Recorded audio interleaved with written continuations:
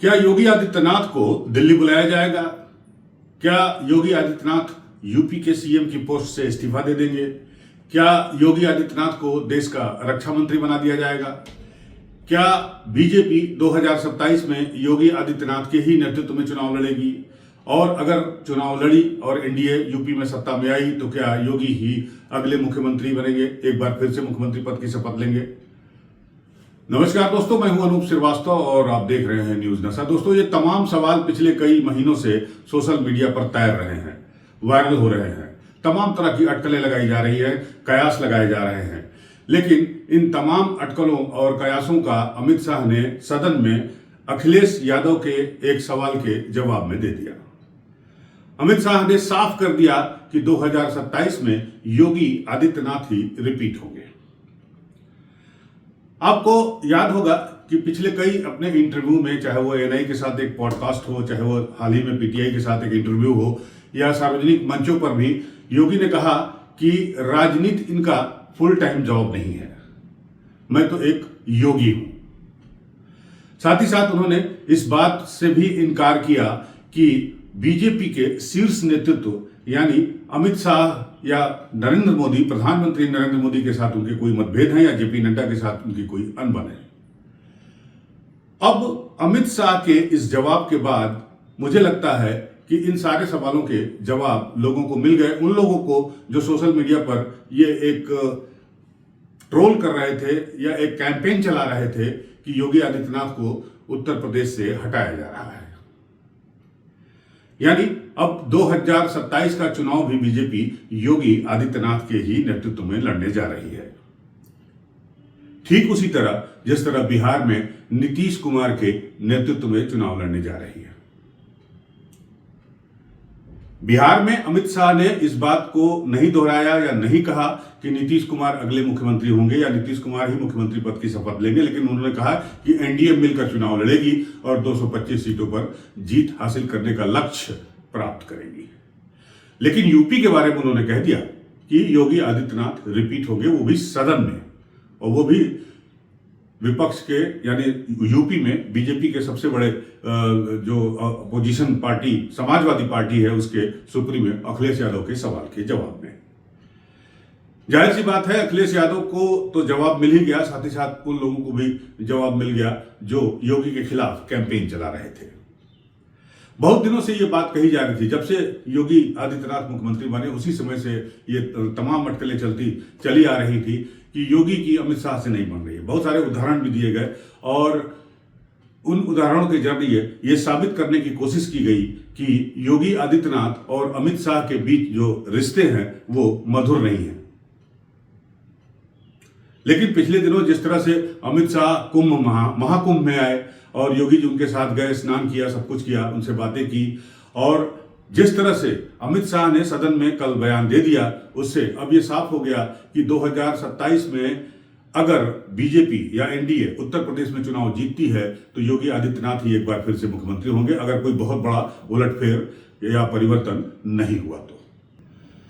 सवाल यह है कि योगी क्यों हैं उपयोगी? तो जवाब भी सुन लीजिए। योगी उपयोगी इसलिए है कि योगी का जो कद है और योगी का जो व्यक्तित्व है उन्हें उन तमाम राजनीतिक नेताओं से अलग करता है जो आज की तारीख में प्रासंगिक है। योगी एक योगी भी हैं, हिंदुओं के बहुत बड़े तीर्थ गोरक्ष पीठ के वो अध्यक्ष हैं या सब कुछ है। इसके अलावा वो उत्तर प्रदेश जो देश का सबसे बड़ा राज्य है, देश का सबसे बड़ा सूबा है, उसके मुख्यमंत्री भी हैं। दूसरी बात कि योगी को लैंड कराया गया, ऐसा लोग कहते हैं। 17 में जब यह तय माना जा रहा था कि केशव प्रसाद मौर्य जो है वो मुख्यमंत्री बनेंगे, क्योंकि उन्हीं के प्रदेश अध्यक्ष रहते हुए बीजेपी ने जीत हासिल की थी, लेकिन ऐन वक्त पर योगी की एंट्री हो गई और केशव प्रसाद मौर्य हाथ मलते रह गए। और तभी से ये कयास भी चलने लगे कि केशव प्रसाद मौर्य और योगी के बीच के रिश्ते जो है वो ठीक नहीं है, और केशव प्रसाद मौर्य जो है अमित शाह के आदमी हैं, और केशव प्रसाद ने वो सब कुछ करने की कोशिश की जिससे योगी को डिस्टर्ब किया जा सके, लेकिन योगी की कार्यशैली ऐसी रही कि धीरे धीरे योगी ने अपने आप को स्टैब्लिश कर लिया। उनका जो हनक वाला स्टाइल है गवर्नेंस का, वो लोगों को बड़ा पसंद आया।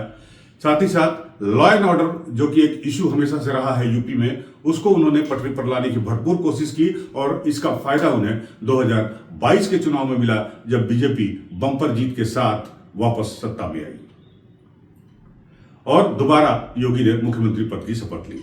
उसके बाद से भी योगी लगातार डटे हुए हैं, लगातार काम कर रहे हैं, वो दिन रात मेहनत कर रहे हैं, ठीक उसी प्रकार से जैसे नरेंद्र मोदी करते हैं। तो आज की तारीख में योगी के जैसा कद भारतीय जनता पार्टी के किसी मुख्यमंत्री का नहीं है। योगी का व्यक्तित्व तो दोहरा है, एक योगी का और दूसरा राजनीतिज्ञ का, और दोनों ही मामलों में वो सर्वोच्च पर है। लिहाजा बीजेपी को योगी के साथ किसी तरह का प्रयोग करना महंगा पड़ सकता है, ये बात शीर्ष नेतृत्व भी समझता है। साथ ही साथ योगी के विरोधी कहे जाने वाले, माने जाने वाले ऐसी चर्चाएं चलती हैं जैसे दोनों डिप्टी सीएम हैं, केशव प्रसाद मौर्य हैं या ब्रजेश पाठक हैं।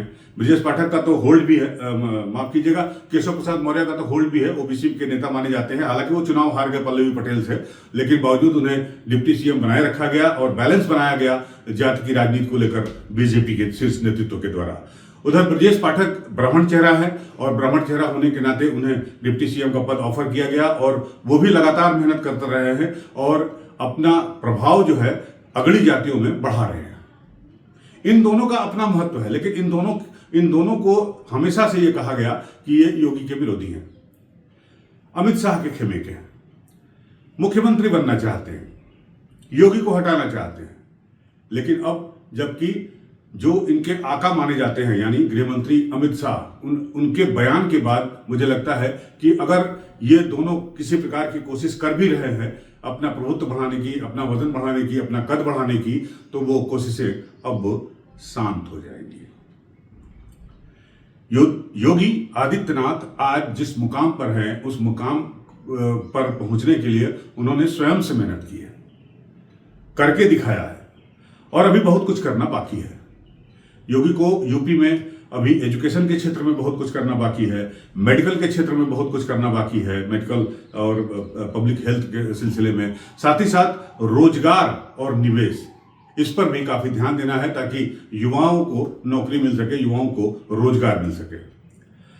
तो पिछले 7 साल का जो कार्यकाल रहा है योगी आदित्यनाथ का, जिसको देखते हुए ऐसी उम्मीद की जा सकती है कि योगी अपना काम बखूबी करते रहेंगे और इन सब फ्रंट पर भी वो पूरी शिद्दत से काम करेंगे ताकि 2027 में एक बार फिर से यूपी में एनडीए की सरकार वापस आ सके।